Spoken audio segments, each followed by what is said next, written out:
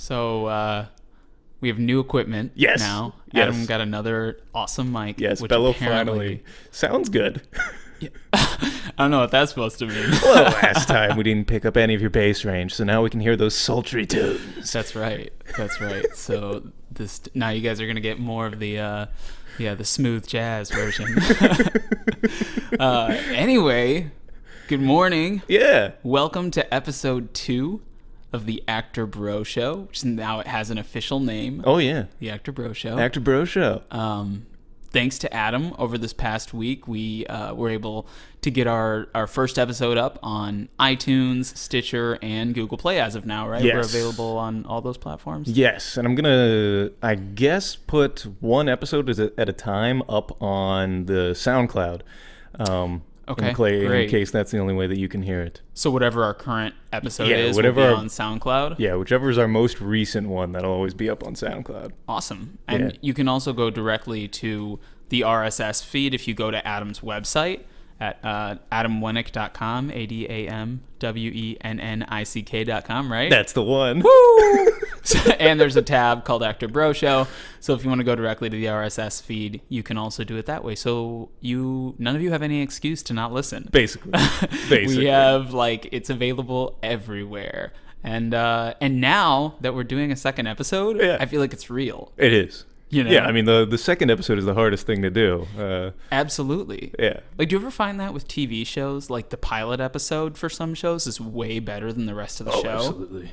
Well, that's always the one such a bummer. Yeah, well, that's what they have to do to get it picked up. Is they have to make a really good first episode. Absolutely, and then everything after that is once they're on a schedule, yeah. They're trying to put it out on time, trying to stay on budget.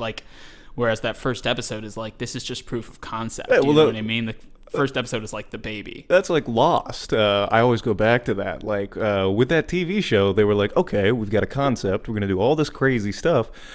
But I don't know how it ends. They just were flying by the seat of their pants the whole time. I sort of no pun intended missed the boat on Lost. And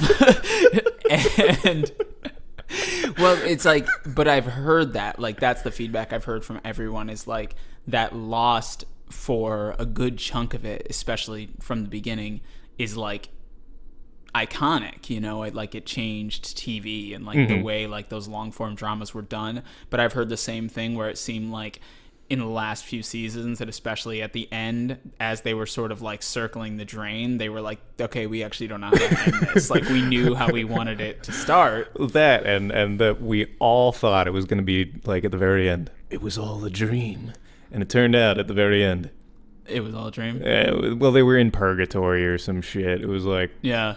God damn it. Interesting. So it was not satisfying. Not really. Because it was what you felt like it was going to be. Did you feel it was, they alluded to that too much? Plus, one of the things about that, I think about going the route of, okay, this was this metaphysical world in some way that we were all existing in, is that it throws out the need for them to justify things. Oh, totally. You know what I mean? Totally. They no longer have to justify any of the mysteries because they can just be hey, it was in people's minds. So everything, Yeah. we don't really need to answer those questions in a concrete way. Yeah, it's become a horrible cliche that we see all the time now. It does go on a lot. Okay, Okay, so I like Mr. Robot, right? And I haven't watched that yet. You haven't watched any of it yet? No. I would totally watch it. It's totally worth watching. It's very sort of hip and not in a bad way though. Okay. Hip in the sense of the way that technology plays a role in it. It centers around hackers. And so there's just a lot of contemporary references to technology that I think are really cool because it's not futuristic, it's set today, but it shows sort of it shows actually how the technology that we have today already has completely altered reality and the way that we're living. So it's anyway, the reason I bring up Mr. Robot is because you were saying there's certain tropes that have been overused, and something that I realized a couple episodes into season 2 of Mr. Robot I was like, this feels like a David Fincher movie. Oh. It feels, okay. And then I started thinking about it, and I was like, this feels so much like Fight Club. Well, then now I have to see it. That's like my favorite movie. Fight Club is one of my... Fight Club might be my favorite movie. It really, like, it's an iconic movie, and a lot of things since then have borrowed heavily from the style of it. I mean, like, and, you know, if I were a serious film buff, I'd probably be able to point out, like, I'm sure there's somebody who can point out what Fight Club was borrowing from. Like, there was probably something before that Fight Club was, like, sort of borrowing heavily from, but it seems like a lot of things are borrowing heavily from that. But yeah, the success of that made people be like, oh, we can actually use that in things. Yeah, definitely. Well, you know what's interesting? Did you know that Fight Club was not a commercial success? Where? Like, yeah, Fight Club flopped at the box office.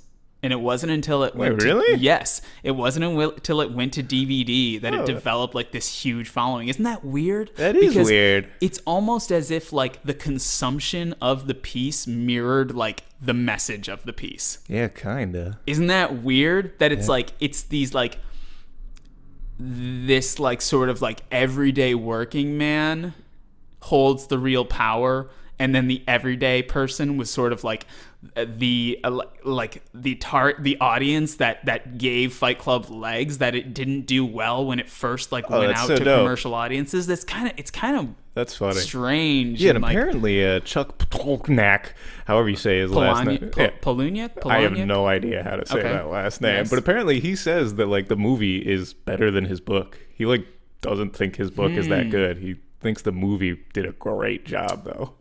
I think, the movie does do a great job. Because it doesn't really follow the book super closely, like, at all. I read the book a long time ago, years ago, and there are some definite differences, if I remember correctly. But it was one of the rare cases where reading the book didn't spoil the movie for me. Right. You know, and with some things, if you read the book, the movie just seems like just very like hastily put together, and 2D. Like, oh, we just 2D. I like that. Yeah, exactly. It just doesn't hold the same level of complexity. Yeah.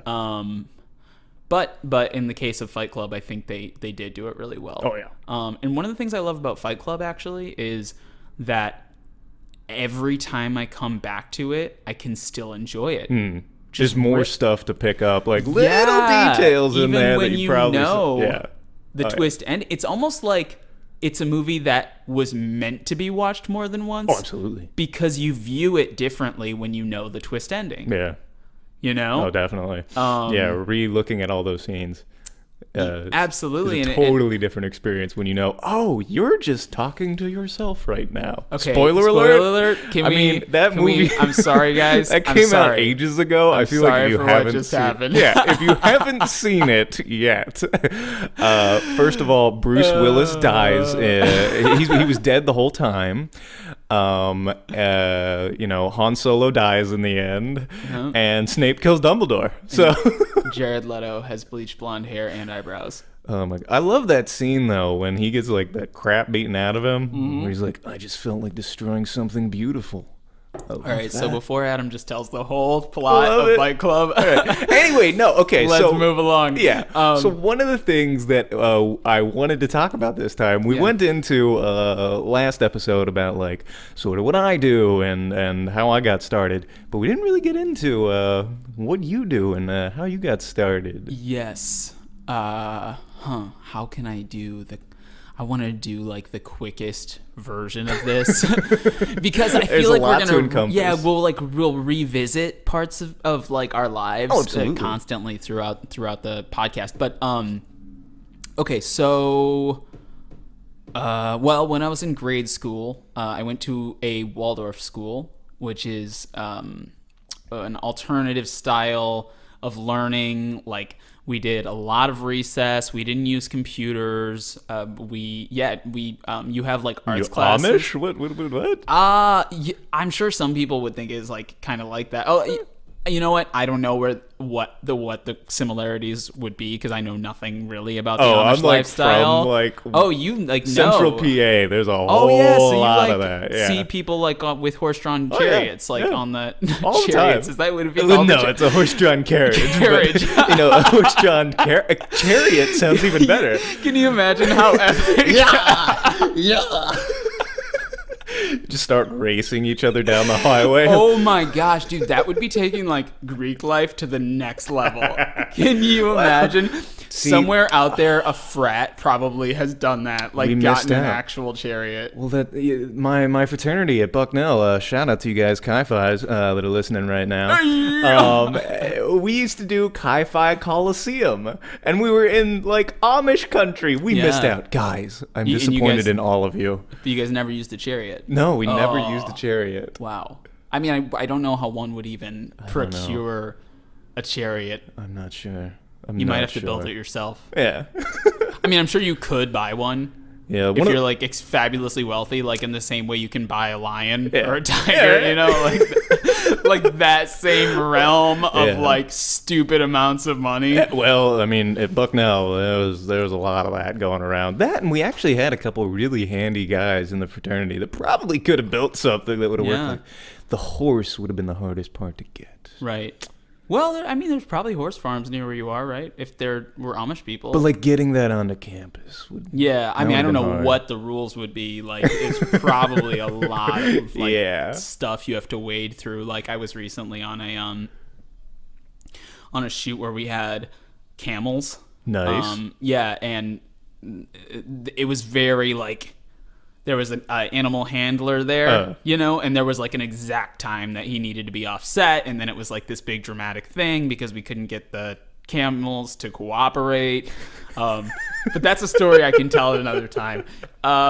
Anyway, so I went to alternative school, grade school, and part of what our curriculum was every year since I believe it was third grade or something. Each year, your class would put on a play. So I was used to being in plays all through grade school, and I always was excited about that.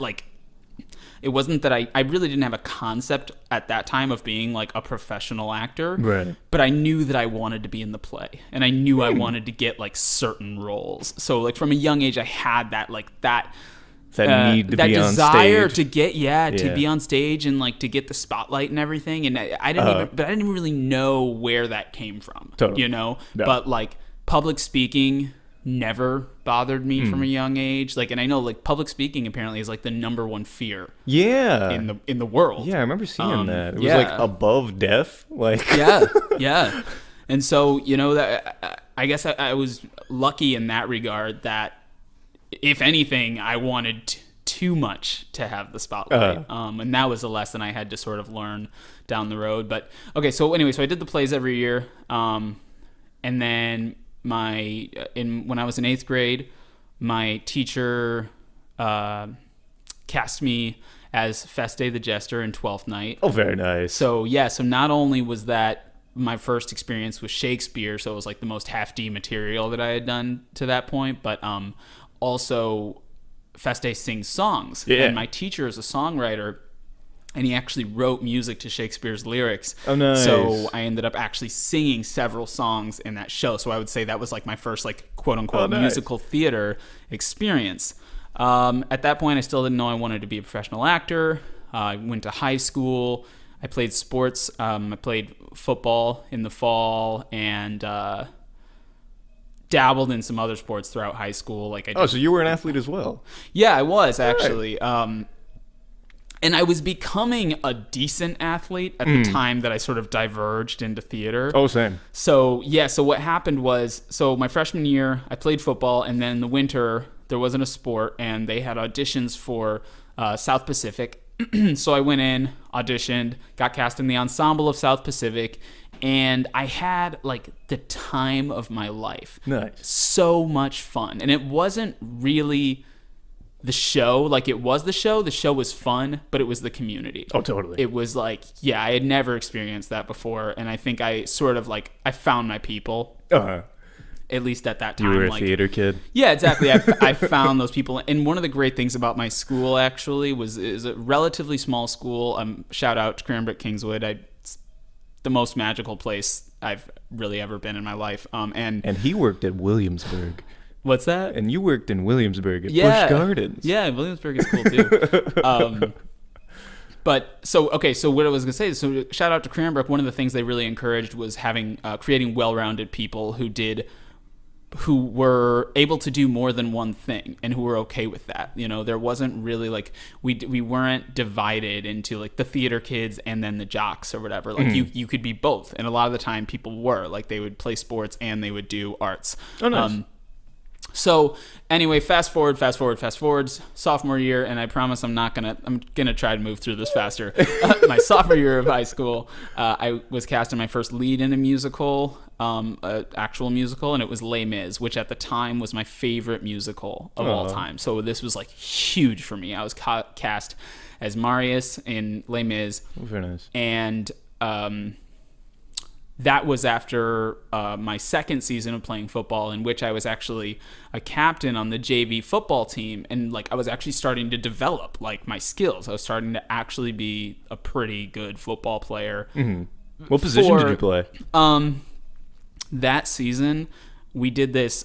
It was like a 3-5 defense. So you had 3 down linemen, you had 3 linebackers, and then you had 2 outside. Like they were like sort of like multi-purpose players, this is the position that I played. And so you were sort of like a defensive end / linebacker / short cornerback. Okay. So depending on the situation, you would have different roles for the play. So sometimes you would have containment responsibility, sometimes you would have coverage responsibility, sometimes you would be blitzing. Okay. And that was a good position for me because I wasn't really very big, and I wasn't really very fast, but I was in good shape. Like I had good stamina, and I had a good mind for the game. So like that was a good position for me, where it was more about knowing where to be and being in the right place, than about necessarily needing to be like extremely athletic. Oh, cool. But anyway, so the reason that I tell you that is that, I sort of reached a tipping point that year because I was starting to get pretty good at football and I was starting to sort of develop in musical theater. And that production of Les Mis that I was in that winter, a director from Canada was putting together a youth production of Les Mis that summer. And he had actually gone down to the United States, to Michigan and Ohio, to scout out talent to invite to come be a part of this production in Canada. Cool. So he invited me to come audition for it after seeing the show. I went up to Canada, auditioned, got into their production of Les Mis, this time playing Enjolras. And which one's that? So there's Marius, who is the young lover, right, and then Enjolras is the young leader of the rebellion. He's the best one that friend. Like falls out the window and is like on top of the thing. Yeah, he's like always waving the flag after everyone's dead, and then he dies. Okay, and spoiler alert. We're just gonna ruin everything today. Yeah, so that was spoiler alert for Les Mis. Everyone dies. Yeah, I mean, that one I guess is a little bit more understandable because it's just like that the movie's out and everything. And all your friends are gone. Yeah, so I did that and it was supposed to just be for the summer, and then I was going to go back and play football in the fall. But then like our run got extended, and they added some extra weekends for to perform this show, this production of Les Mis. And I ultimately had to decide whether I was going to go back and play football my junior year or whether I was going to do the show. I chose the show. Sort of like the rest is history. That was the point at which I was like, okay, now that I've had the experience of doing this outside of school, I realized that I was like, okay, I think this is what I want to do as a profession. Totally. Yeah, I feel like most actors had that sort of moment at some point where you had to like decide, sacrifice something else, like some other element of your life. Yeah. Because I had the same sort of thing. Like, I was an athlete until I picked up theater, and then I was like, oh, I like this way better. I don't have to get hurt for this. Yeah, usually. Oh, yeah. I've definitely hurt myself during shows more than once. But I know what you mean. I totally know what you mean. Well, what sport did you play? Comparatively, I mean, I played just about everything. I played basketball. I was a swimmer. I was a very competitive swimmer. Oh, really? There was a guy on my team who I would beat every single time we raced. And I quit swimming freshman year. Our senior year, he came in 7th at nationals. Yeah. I should have kept swimming. Dude, I honestly, I'm so conflicted about that. I always reflect on football, and I'm like, I know that, because I ended up, after skipping that junior season, I ended up coming back and playing my senior season, but like it made all the difference that totally. I missed a season of playing. Like, I just wasn't the same. I had like all of my friends, like you said, like who I lived with in the dorms at my school and who also were on the football team with me, had all progressed physically. They had all progressed in the game, and like I just wasn't competitive anymore when I came back. You're like, I'll be real good at running fake plays. I can act a little. Yeah, exactly. Yeah. So that kind of stunk. But I think it was what was meant to be. Like, ultimately, when I think about it, I wasn't gonna have a pro career. Most likely. Well, I mean, people would say the same thing, most likely, about being an actor. Like, stereotype is like, the starving actor. Yeah. You know what I mean? Yeah. So I think a lot of people would say, well, it was kind of the same true. Decision either way. That's true. You're up against astronomical odds. Well, see, and that's interesting. I think that's something that we could definitely talk about, is like having a career as an actor is a very subjective thing. Yep. Because it's not as simple as did you or did you not make it? Right. There's so much that's sort of in the eye of the beholder, and so much depends on what it is that you expect from yourself and what it is that you personally see as like having a career as an actor. That, or even just using the term like, I'm an actor. Yeah. Like, what does that mean? It could mean anything. Yeah. Because like everyone's an actor. All the world's a stage. I know. I'm not being like super meta, but it's true. Yeah. Because we all put on a performance in some way or another, and we change that performance based on who the audience is. Absolutely. The way that I act with like my friends, like you or John, is totally different than how I'm gonna act with like my girlfriend's parents. I'm gonna be very different. Yeah, when you go to see extended family. Yeah. Depending on the setting that you're in, like if you're in an educational setting, if you're in an audition setting, like there's so many different. He moved into the microphone to do that. I want this to feel real.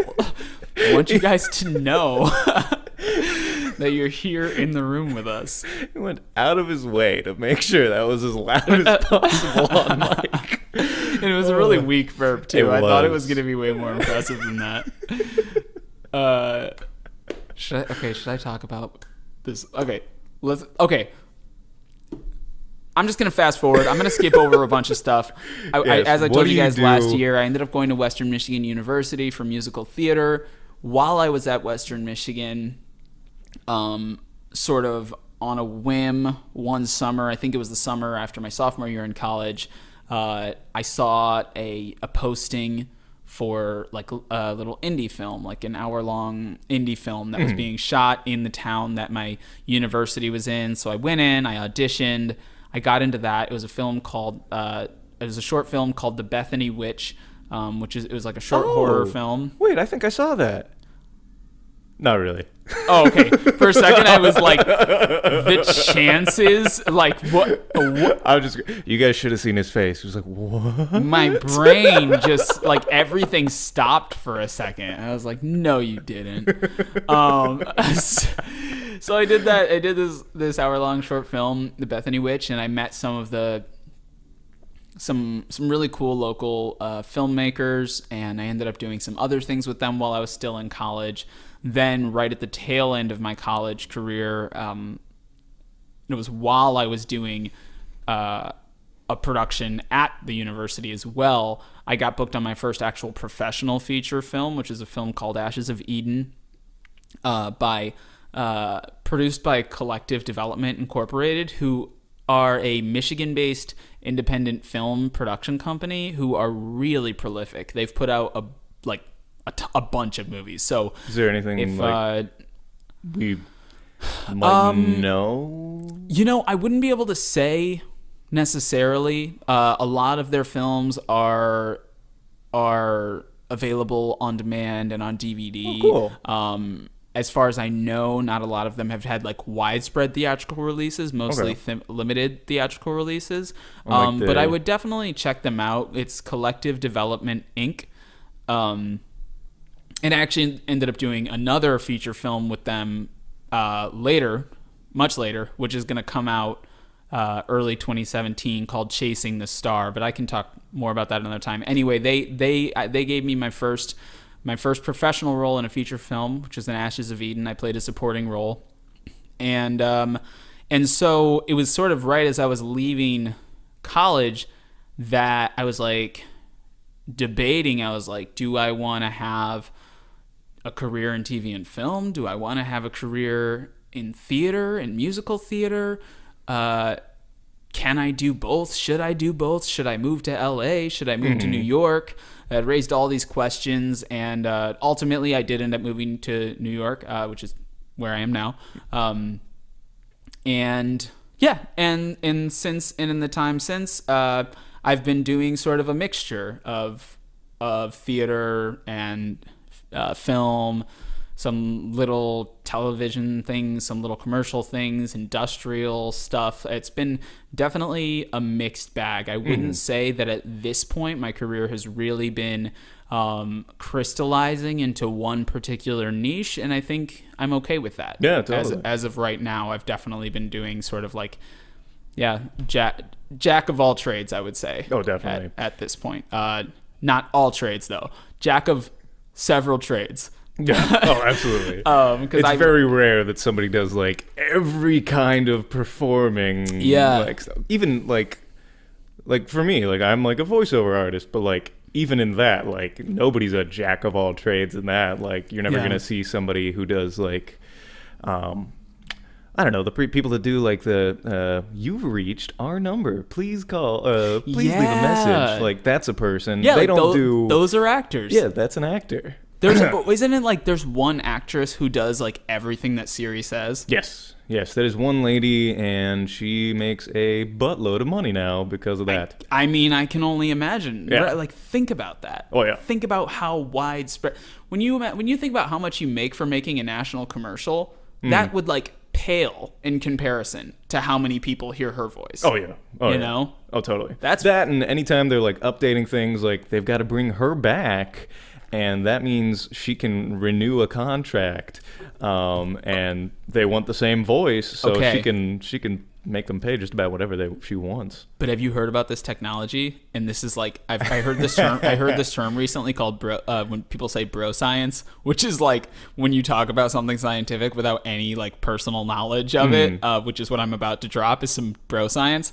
But have you heard about this technology where it can mimic someone's voice? You can capture someone's voice and then you can make sentences using their voice. Yeah, there was a video that was going around. I think it was Joe Rogan's voice that they were using. Yeah, he was just talking about it on his recent podcast, I think. Yeah. I'm not real concerned about that because not right now. That's the thing. It's everything starts rudimentary. Yeah. I mean, hopefully that doesn't put me out of a job. But there are lots of technologies that I think about that could potentially put actors out of jobs. Oh, yeah, I mean, well, there's the same thing. There's that thing they've been doing with video, where they can change your facial expressions and what you're doing. So yeah, it's very similar to that, but it all looks kind of fake. Yeah. And if you listen to the what you were saying with the audio thing that makes you say whatever it wants. It's for now. It sounds pretty robotic. Yeah. Like it was Joe Rogan's voice saying it. Yeah. But it didn't sound natural. It didn't sound like natural at all. His natural inflections. He was that like, makes sense. I kissed my dog.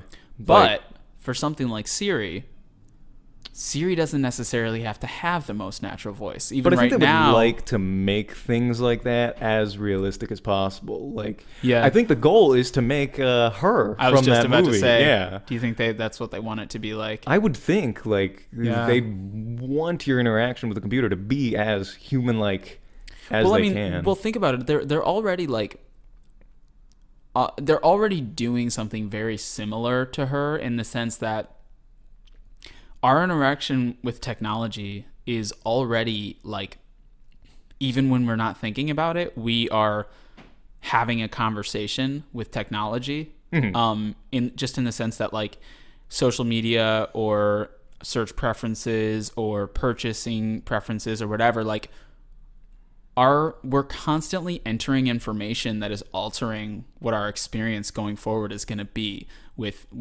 the internet and with different social media sites. Like it's already reacting and responding to change to cater to the way that we in particular use it and to offer an experience that is supposed to be individually tailored to us. And at this point, that's primarily used for like selling us stuff.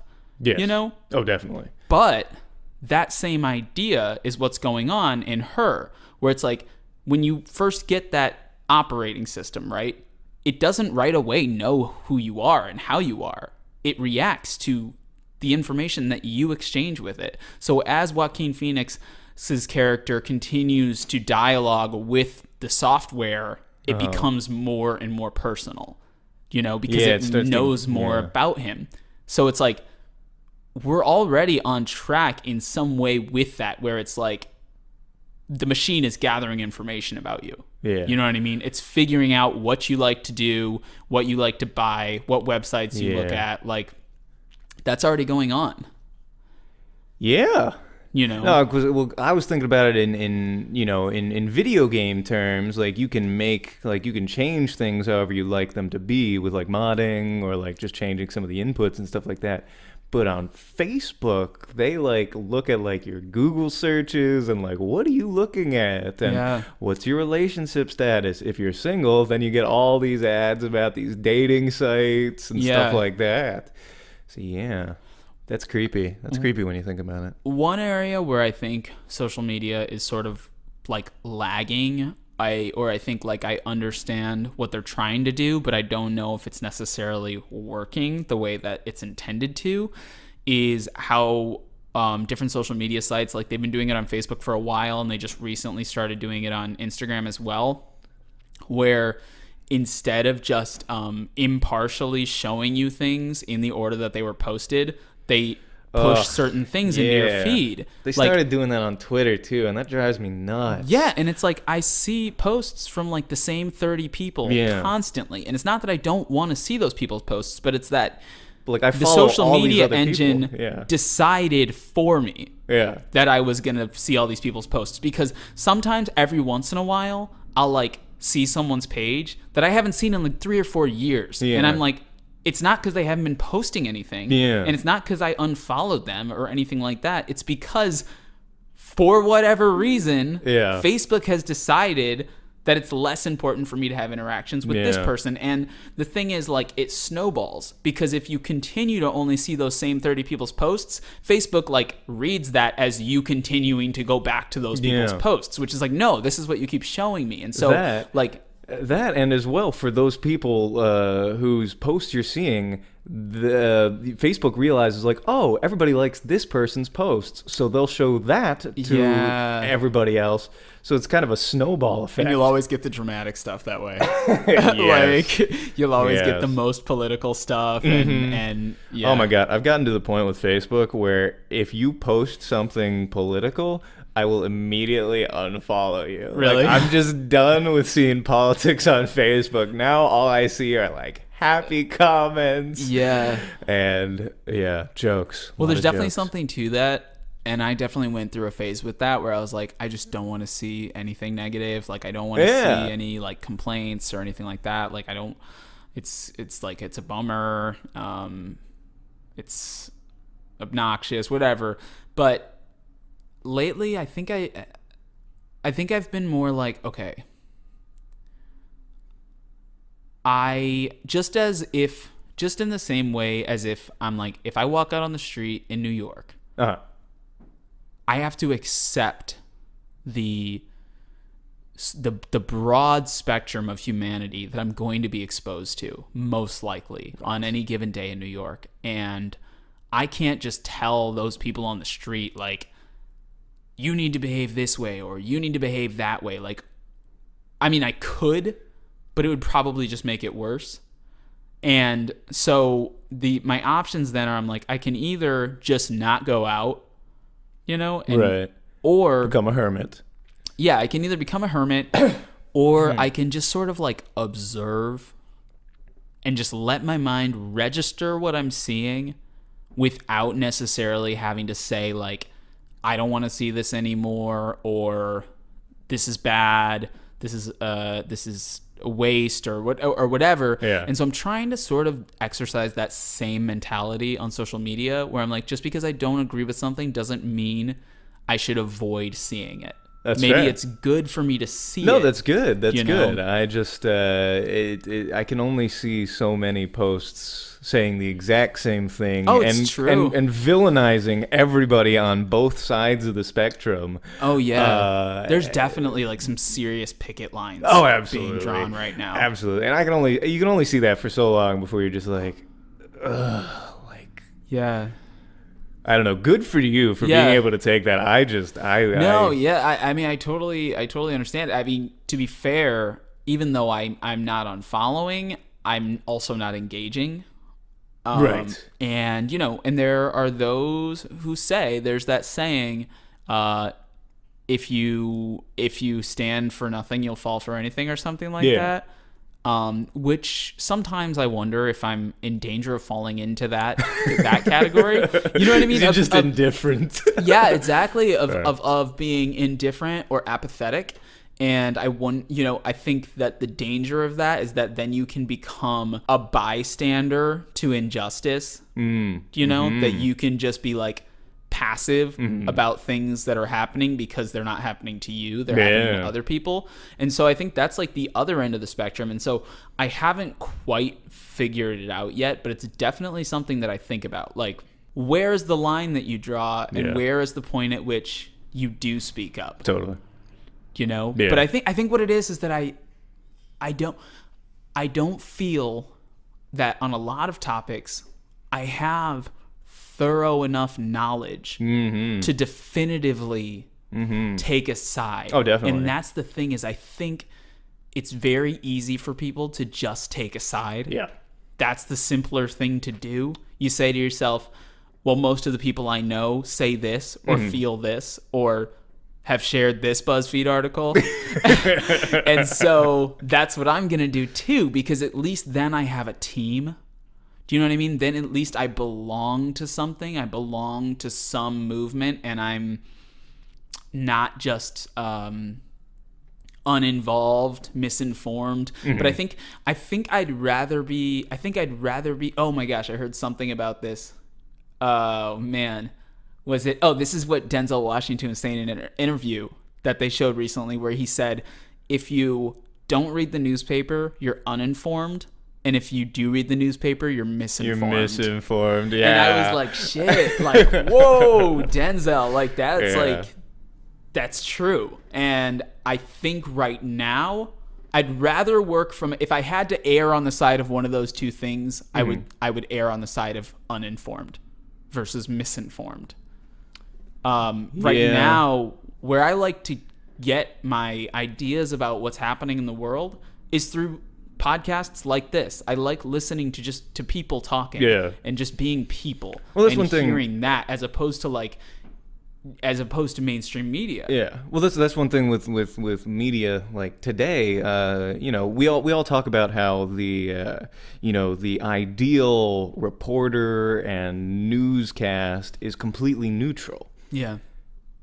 That doesn't really exist. Right. You know what I mean? Like, no matter who's talking and, like, what they're talking about, they have an opinion about it. And if they don't, the company they're working for does. Well, I was going to say, like, if there's a financial bottom line. Yeah. That's, like, the power of money. I know it's the most cliche thing in the world, but when you remember that companies only survive if they hit their numbers. Well, that's with the clickbait articles that you were talking about before, with BuzzFeed and stuff like that. All that what were they calling it? Fake news or something like that. Yeah, they get paid to make that. Like, they have a financial need to make these things that sound ridiculous and to twist what the truth is, because if they say something totally outlandish, you're going to click on it and you're going to be like, what? Yeah. Yeah. So there's another thing that Denzel said in that same interview where he was saying that now it's about being first instead of about being true. Yes. Because you have to get your hands on the story first. Yeah. You have to put something out ASAP. Yeah. Well, that was like there was something that went around just recently. There was it was like NBC or CBS aired 30 minutes of hardcore porn, and it went around to like every news website and everything. Like before anyone actually checked to see if this was real. It was all based off of one tweet that like some dude made. Nobody checked it out, and it didn't actually happen, which is the point of this. But nobody fact checked because they wanted to be the first one to break this news story and make sure everybody was clicking on their thing. Which is funny because like with something like that, you have to imagine that there could have been like, if you just took 1 second to not even look it up, not even Google it, not even check to see if this is real, but 1 second just to ask yourself, wait a second. Does that make any sense? Exactly. How would that happen? Yeah. Oh, it wouldn't. Let me do a quick probability calculation about how likely it is that this really happened. Half hour of hardcore porn. Right. Like, no, what sort of breakdown in society would have had to happen for like MSNBC to just be like fuck it? Like Trump's president. Yeah. It's 2016. Everybody's dying. Spock's dead. Just fucking hardcore porn. I'm done here. Here's a great topic for us to discuss. Yes. So I was out doing an Uber delivery yesterday, and I was walking near Columbus Circle. Mm-hmm. And I was walking in front of Trump Tower, and I saw all these crowds of people and all of these like heavily armed SWAT team members, and there were cameras and everything. And I was like, okay, there was two things that went through my head. I was like, either they're shooting a movie, because I also saw like some of the, like a couple blocks away, I saw some of those stickers on the wall that say like holding or whatever. So like I knew there was a movie being shot somewhere near there, presumably, or Trump or maybe some of his kids or something are in the building, and so they have to have heavy security because people know about it or whatever. Then I got home and saw on the internet that the reason that all that security was there was because Trump was meeting with Kanye West yesterday. Did you see this article? What? Yes. No. What? Trump had a meeting with Kanye West yesterday at discuss Trump Tower. What? Okay, this is what they said to the cameras. They said they were meeting to discuss life. Oh my God. Yeah. You'll have to watch the clip at some point. So I don't know much about it except for that they met yesterday. And this is our president, ladies and gentlemen. Well, okay, and then this is what we have devolved into. We're meeting with Kanye. I was talking with a friend, and she was saying, why does Kanye West get to meet the president-elect or whatever? That's what I'm saying. I was like, but then what I thought to myself was, I was like, if you think about it, because at first I was also like, what? Why? Then I thought about it. And I was like, if you think about it, they have a lot in common. There are the obvious differences as far as like, race, upbringing, like background, whatever. But as far as like at the core of their personality, really think about it. There are some similarities there. That sense of like that sense of believing and like that they are truly the best thing that's ever happened. Well, I don't want that to become an echo chamber for both of No, them. dude, I'm not saying like whether it's good or bad, but what I'm saying is like I can understand actually how those two would get along in spite of all of the racist stuff that Donald Trump has said. Like, and in spite of the fact that Kanye West is the same guy who said about George Bush doesn't care about black people. Remember that was during one of my favorite the Hurricane Katrina thing? Yeah, okay. Mike Myers' reaction to that. He was so uncomfortable. Mike Myers felt like that was so unfunny. And this is a guy who like Mike Myers like lampoons everything, but like he was just kind of like you could see he was like doing like a double take about like, did I actually just hear what I thought I heard? But the funny thing about that is, okay, so this is the same man, right? Who said that George Bush doesn't care about black people. And George Bush never, I mean, whether or not you think his actions it implied that, he never said that. Right. Donald Trump didn't say that either, but he may as well have, you know? And like, he's come pretty darn close. It's just funny to me that like Donald Trump, who has been vocally racist, essentially, that this same guy, Kanye West, who is so critical of George Bush, is then hanging out with Donald Trump. And not only that, but I didn't even think about it at the time. Kanye's hair was bleached blonde. What? Yeah, he like had bleached Eminem blonde now? hair. It was like short bleached blonde hair, and I didn't think anything of it at the time. Is he trying to become Donald Trump? Okay, is that what's happening? Afterwards, I was like, wait, was that symbolic? Next time we see him, he's gonna have some like comb over thing going on. Can you imagine? That would be glorious. So you know what? I don't know. Who knows? 2016 has been a weird year, guys. Weird year. It's been a weird year. Unprecedented. Yeah. I was talking to my mom about that. What's a good thing that has happened to you in 2016? Oh, sweet. Well, hey, should we?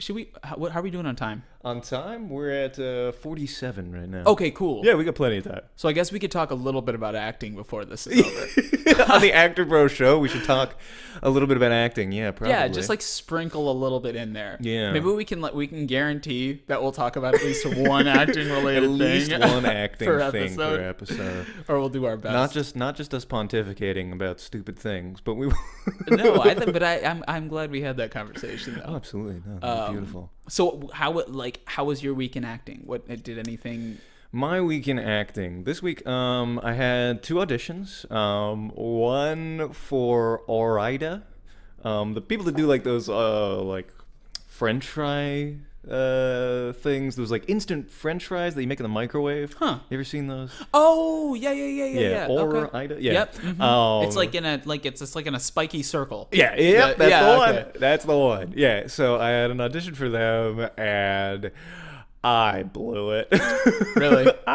So they wanted like a read so it said think golf or darts or bowling announcer.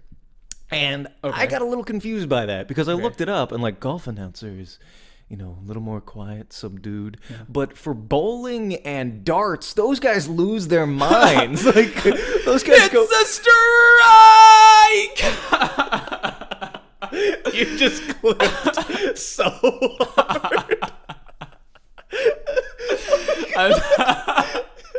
You just clipped. I'm sorry. You're a little mic technique, Bello. Okay. If you're gonna yell into a microphone, back up. Got it.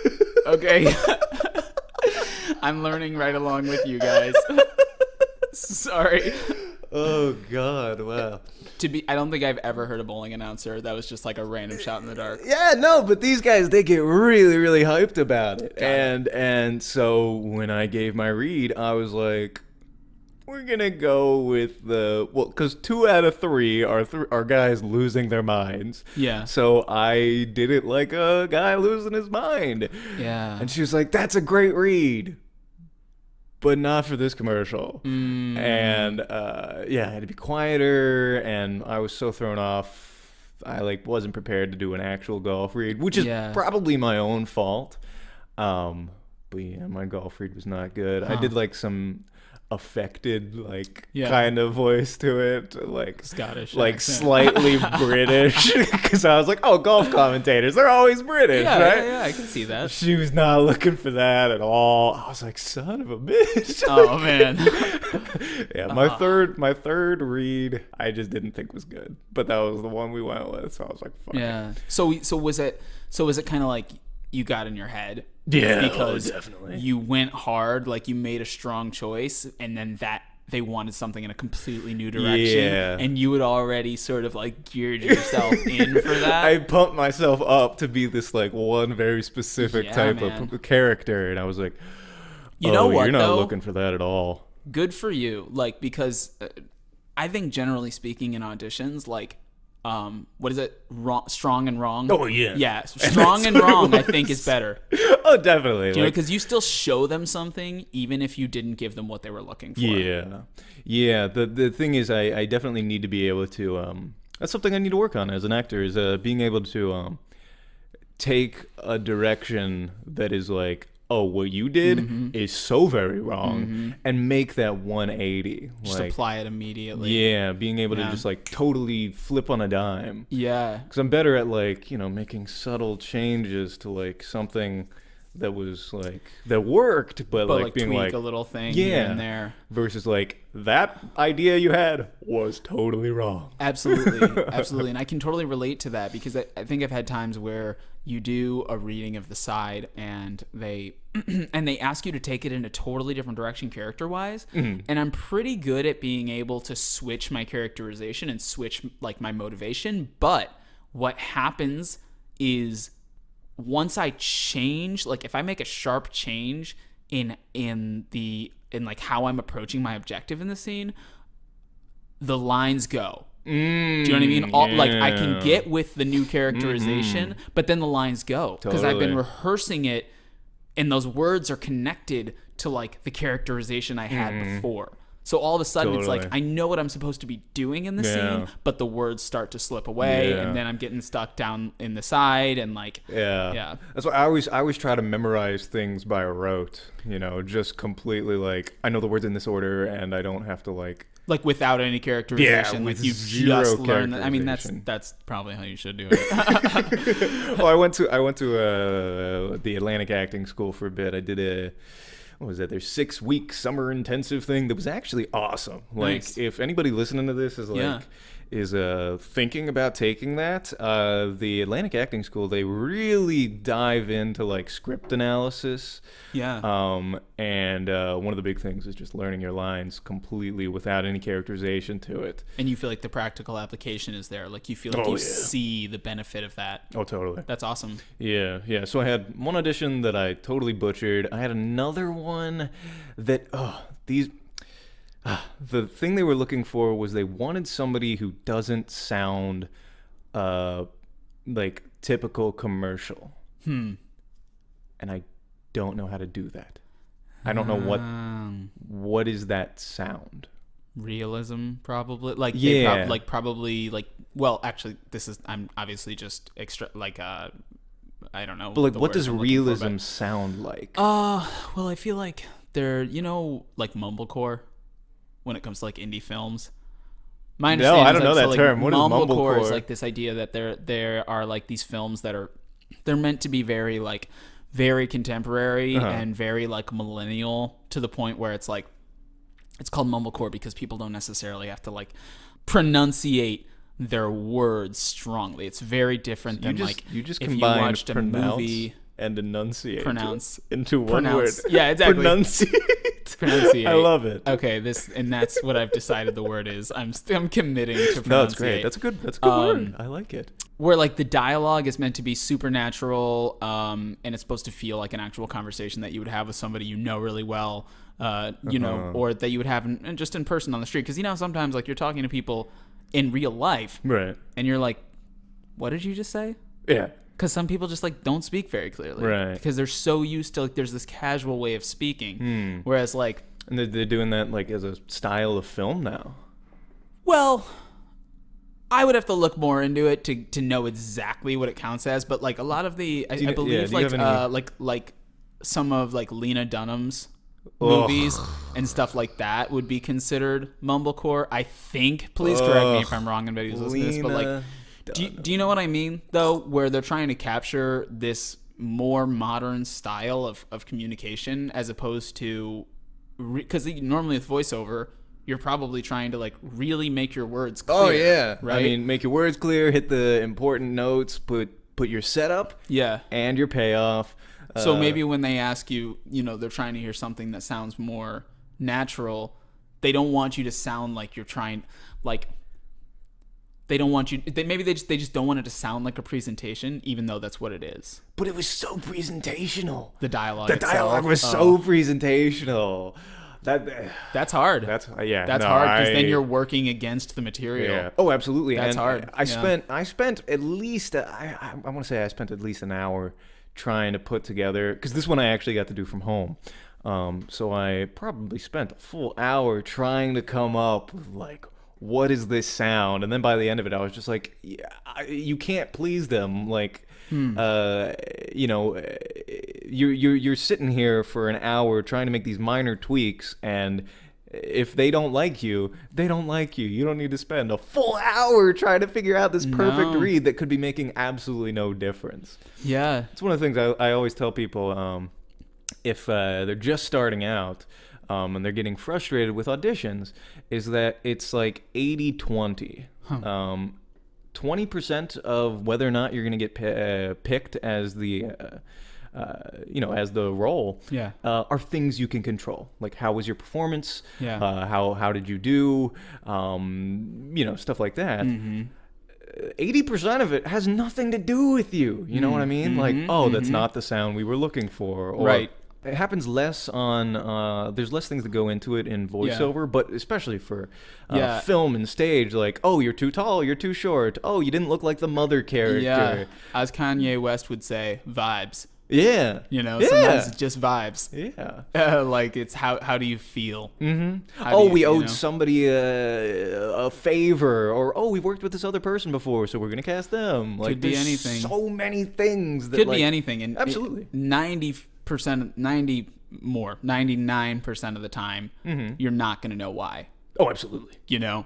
Like, I'm trying to think. And the other thing is, like, okay, if you're one? not in the acting industry, you may not know this. Everybody who's listening who is in the acting industry does know this. Like, if you get the job, you hear back. If you don't get the job, you will almost never hear anything. Yeah. It would be very rare to hear that you were not going to be hired. The only time that would be the case would be like, at least in my experience, like if I'm on hold for something and then I'm going in for something else, and then my agent has to interface with the casting office to be like, are you going to hire him? Then you'll know, then you might hear that you're not going to get the job. But most of the time, you hear nothing if you don't get hired. A lot of independent theater will let you know.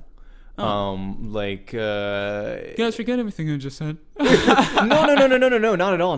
No, the for film and for voiceover and like most things, you won't hear back. But from some like smaller independent theater companies, a lot of them will let you know. That's pretty chill, though. If you had to come in person. You know what I mean? That's pretty nice. Yeah. Yeah, because cool. I know Red Caravan, we let people know. Poetic, I believe they let people know usually. But yeah, some other companies. Are you guys still doing stuff, Red Caravan? Are you guys putting up any more productions coming up? Yeah, we're gonna meet again soon. We're trying to work with this one company, the Bees or something like that.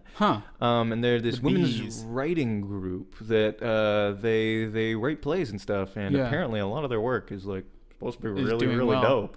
Yeah, so we're trying to work with them to make some sort of like a reading series. We'll do like short staged readings of some of their things, and hopefully find our next piece through that process. Or what brought us together as a company was this one piece that we Rubber Match. Rubber Match, which I unfortunately did not see. It was really good. Red Caravan, by the way, is a theater company that Adam is a part of. co-founder, right? Yes. That you helped create. Yeah. So if you're in New York and you want to see some cool independent theater, right? Yeah. Check out Red Caravan. You guys have a Facebook page, right? Yes, Red Caravan. I think that's the Facebook Spelled the page. way it sounds. Yeah. Red Caravan. And it's a theater company. Yeah, it's real dope. But we're just in the process right now of looking for, the next piece that we're all like very excited about and really want to do, because that's what we felt about the last one. Like, it was unique.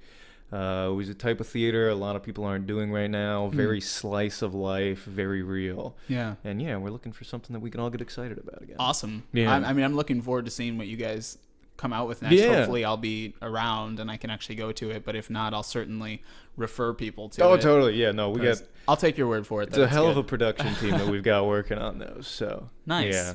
Real quickly, I'll recap my acting week, because we should probably cut this off pretty soon. But acting this past week, I auditioned twice, I believe, this past week. Once in person for an indie short film, and that audition, really strange, because this was kind of like the theme. There was kind of a running theme, but I'll get to that.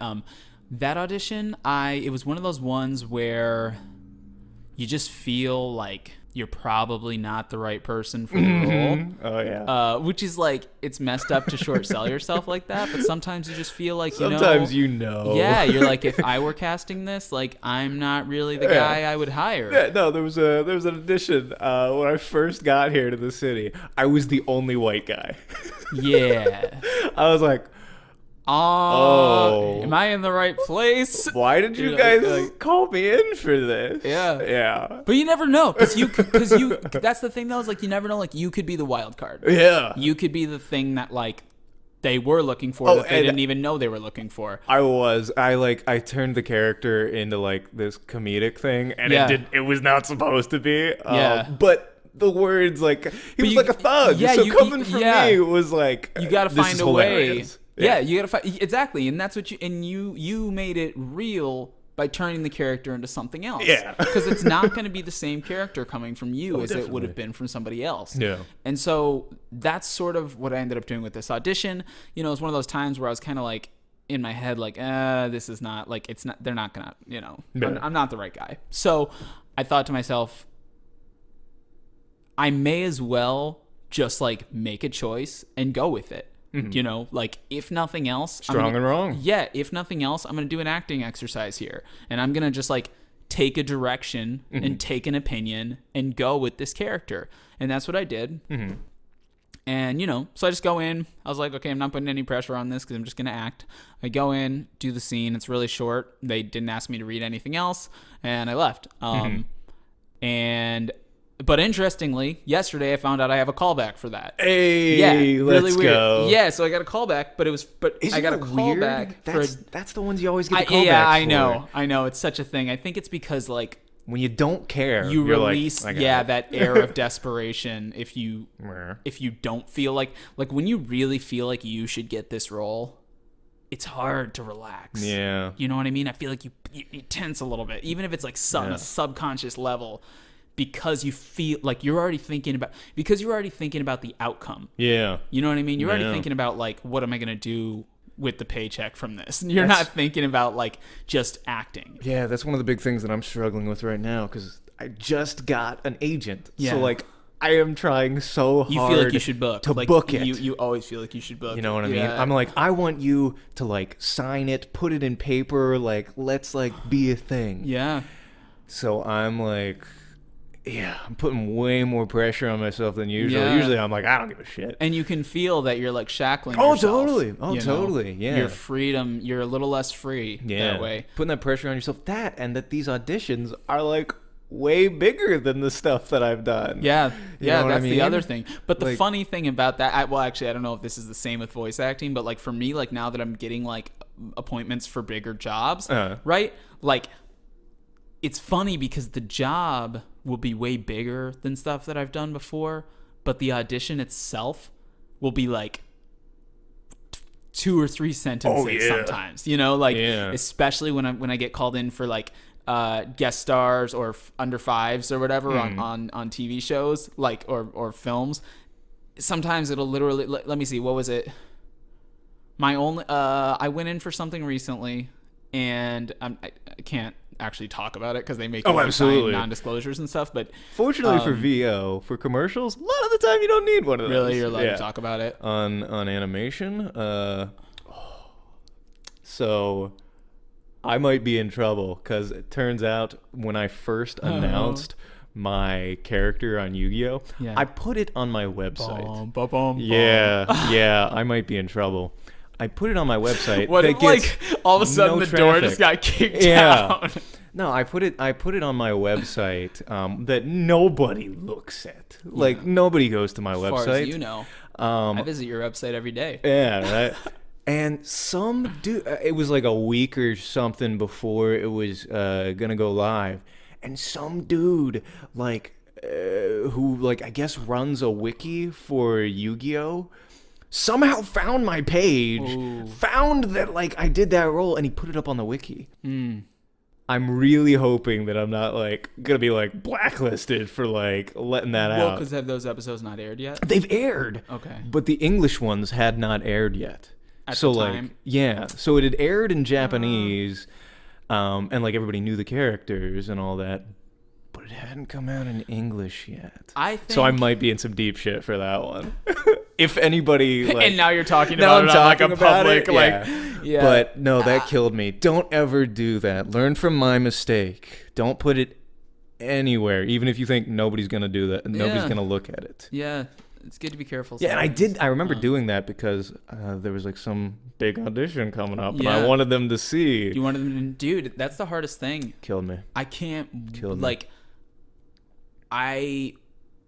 I'm excited, you know, I understand that there has to be like a period of time where nobody sees anything from like this feature film that I have coming out, where, and it's important. Can that you tell us, there's like it's called Chasing the Star. Can you tell us like supporting, like, I play a lead role in it. Hey! Yeah, it's my biggest role in a film so far. And the trailer's out. If you want to see the trailer for Chasing the Star, and we do. Yeah, go to YouTube and Google Chasing the Star trailer, just spelled the way it sounds. Chasing the Star or Chasing the Stars? Chasing the Star. Oh, Star. Okay. Yeah, it's like a biblical epic. It's like based on the story of the three magi. And I play the youngest of those magi. But the point is, cool.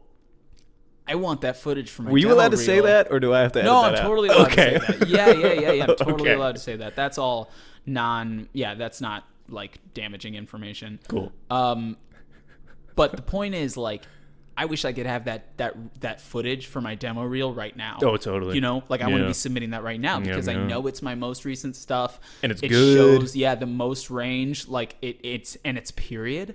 So I want to be able to submit it because, you know, like, there are all these like fantasy shows out there now. I'm like, come get me, Game of Thrones. Like, let's go. Yes, like, I want to submit for freaking Game of Thrones. Although I think that is this their final season coming up? I feel like it might be the final season of the show. Somebody will pick up where they left off, and essentially some new version of the show. Like magical epic things. Like, I want to be able to submit for that. I have nothing like that on my reel right now. Yeah. And that's the other thing is sometimes, like, your demo reel can be very limited in as far as how much it really shows of what you do as an actor, because the jobs that you've booked don't necessarily reflect everything that you do. They just happen to be the jobs that you've booked. Also, you're doing it the right way, like making a demo reel with things that you've actually booked, not like paying somebody to go and make one. 'Cause I and like a lot of people have gone and like paid someone to go like make one for them so they can start sending it out, but it's so much better if it's real. Well, and I'm definitely lucky in that respect, that most of my footage is actually, there's a producer and actor I know named DJ Perry. He's actually one of the guys at Collective Development Inc. And he has a blog called Clawing My Way to the Middle. It's all about it's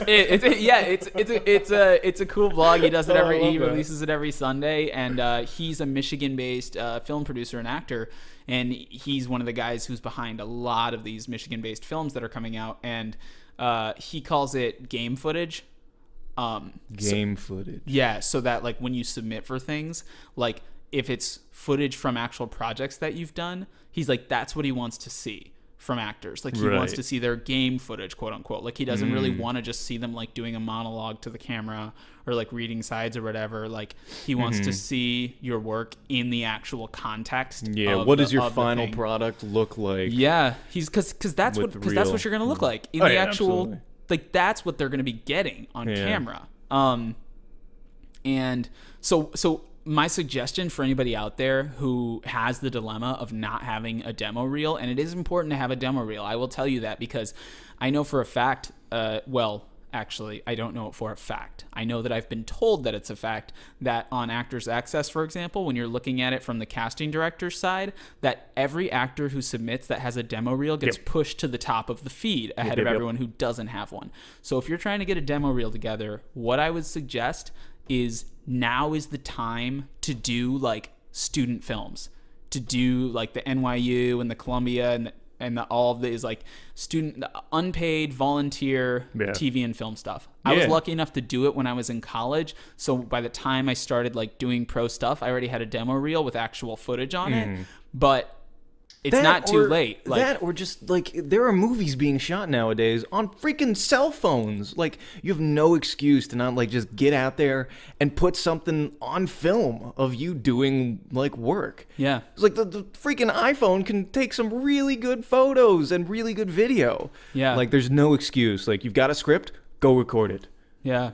Definitely. Get a friend that knows how to edit it, and there you go. Definitely.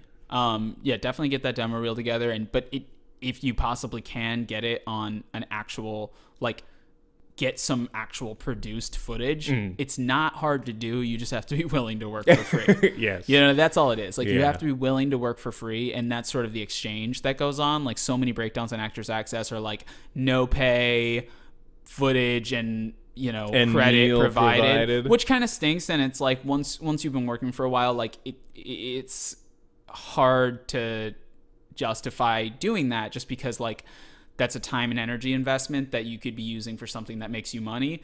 But that does serve a purpose for the actor who does not have footage of themselves. Is you can go and get like decent looking, making connections, creating stuff. I'm not trying to be a snob. Like, you know, there's such a thing as like making art for the sake of making art and meeting people and creating something really cool. But especially a good time to be doing that stuff is if you don't have a demo reel. Yeah. Because you get that footage for free, and you know it will look good because, you know, this is New York. Like, the film students are good. Like, they're not. Okay. Adam just made a face. What I'm basing that on is that I've done one. NYU students are good. I did. New York Film Academy students I have had some run-ins with them. I'm trying to think which school it was that I did, and I feel bad now that I can't think of the school, but I did one short student thing, and the footage came out looking really good, and I actually use it for submissions. You know, and I didn't get paid, but it took me like, you know, 3 hours one day, and I was done. Yeah. So there's good stuff being made. You know, do your due diligence. Don't just. Yeah. You know. Anyway. Yeah. It'll come out. The cameras they all have are top notch. Yeah. And usually the sound equipment they have is top notch as well. Yeah. Assuming they know what they're doing, you can get some really good stuff out of that. Even if it's like, quote, bad. Yeah. It's going to be like fairly high quality stuff. Yeah. Well, the thing I did was actually it was actually part of a class they were doing. So there was like a professor there and everything, and I think they were using the school's equipment. Right. And because of that, they always use good stuff. Yeah, like the school had good stuff, and the set was well dressed, and I was lucky enough that like the actress I was working with was a good actress. And nice. Yeah. So okay, I'll finish the quick recap. So I ended up getting a callback for that short film, but interestingly, called back for another role. So that's like, that points to another one of these things that happens in the industry sometimes, which is that I guess as I probably thought correctly that I was not right for the role that I was called in for, but whatever I showed them made them think of me for a different role. Yeah. And now that was sort of the theme of this week, because actually this week, I actually came over here, Yeah. and Adam helped me shoot an audition for an upcoming miniseries. That we're gonna shoot. I guess a callback. Can't talk a lot about today. that either. But yeah, but I got a callback for that as well. Once again, for a different role. Yeah. So that's how I booked my thing on Yu-Gi-Oh as well. Like you were going in for one thing. I was going in for the main character, and I didn't know it was the main character. Yep. So I gave him that like annoying kind of voice. And they were like, no, but yes, for this guy. Yeah. Yeah, it's so funny. Like, as long as you make that strong choice and you're memorable, I mean, that's your thing, like, going in there. You don't have to be necessarily right for that, but there's a lot of parts that they need to cast. Yeah. And they're not going to hold auditions, like, for all of them, like, all at the same time. Just be good. Just be good. You know, it's like that sounds so exactly. It sounds so silly to say something like that, because obviously it's not that simple to just be good. Yeah. But I guess what I mean by that is, like, put your best foot forward. Mm-hmm. Do what you can do that day, and like make lemonade. You know what I mean? Yeah, dude. Make lemonade. Yeah, because dude. you're gonna get submitted things that you don't feel like you're right for. Oh, absolutely. And you're gonna end up in that room. And Well, that's the whole way to take, like, starting out in general, is to make lemonade. Like, you got to do these, like, meh projects, and you might not be getting paid for them, but you got to make the best of whatever situation you're in right then. Yeah. And turn it into as good a product as you can. Yeah. Because even those people that you're working with right now that can't pay you at this point, you know, they're looking to move up and make, like, bigger movies in the future. This is not the last thing they're ever going to do, most likely. No. So if you're doing a good job, hopefully they'll remember you and want to work with you again in the future. Yeah. When they can pay you and they have the big budget and everything like that. Definitely. So make lemonade. And the other thing is that you will you'll keep getting, if even if you don't book on certain projects, if you do a good job, you'll keep getting called in by the same casting offices. You know, they'll keep bringing you in for stuff because it just might not be the right role yet. Or it might be that maybe you were right for the role, but somebody else was more right. Right. You know, that 80-20, man. Yeah, exactly. We're coming back to that. Yeah. That it's like, so that was the week in acting, and actually, after we wrap this podcast, Adam's gonna help me shoot the callback for that miniseries. So if I book it, we'll definitely tell you about it next week. Hopefully I will. We'll see. Fingers crossed. Trying to think if there's anything like that I wanted to say. I mean, it's burning inside you. Yeah, I guess just thank you to everybody who listened to we've got 40 subscribers to the RSS feed. Hey. I don't know. Yeah, I don't know how many of those are real and how many is, like, the computer, but I know there's at least 20 listening right now. That's so, great. Yeah. That's awesome. However many of you are out there, thank you for taking the time to listen to us just basically chat about whatever we feel. And give some insights into like what it's like, what we're doing, it's really like. How the life is out here. Please, if you like us, share, tell your friends, rate us. Yes, ratings would be huge. Yeah, ratings would really help push us to the top of people's feeds. That's the other thing, is like a lot of it is getting discovered because you won't be seen if you're way at the bottom of every. I made us a Twitter account as well. Ooh! Yes, we are now at Actor Bro Show. Quite simply. Actor Bro Show on Twitter. Oh, yes, I love that. Yes, okay. If you want to tweet at us. I still got to set up a banner for that. I haven't made any artwork for that, but it's there. If you guys have anything you guys want us to talk about, if you have any questions, comments, concerns, if you just think we're a couple of assholes, like, let us know. Yeah, we would love that. Yeah. Even if it's negative feedback, that'll give us something to discuss on future podcasts. Absolutely. If you think that I am, like, talking out my ass and Bello and I just don't know what we're talking about, let me know. Maybe you're right. You could be right. You could be right. In the meantime, if you, what is the best way to contact us, do you think? Where should we have, like, one spot that we have people send messages to? Yeah, I feel like Twitter. Twitter's probably the best one. So tweet at us. Is it at Actor Bro Show? At Actor Bro Show. If you wanna reach out to me via email, it's bellopizzimmenti@hotmail.com. That's BELLOPIZZIMENTI@hotmail.com. Or direct message me on Instagram, which my Instagram handle is at B_ELL_O. And I should be able to get back to you guys pretty rapidly. Yeah. Oh, one more thing I wanted to say that I think is pretty up? funny. Because I'm doing this Uber Messenger thing, and you'll see it's just my name, Bello. If you happen to order something through Uber and it's me and I come and pick up your package or deliver your food or whatever, let me know. Yeah. That would be amazing for me to meet people who listen to the podcast totally. when I'm out doing deliveries. Yeah. So that's just something else I thought about. That'd be great. All right. Well, that about wraps it up for this episode. Episode 2! We will be recording again next week. Next week. Yep. Awesome. Yeah. Deuces, everybody. Bye.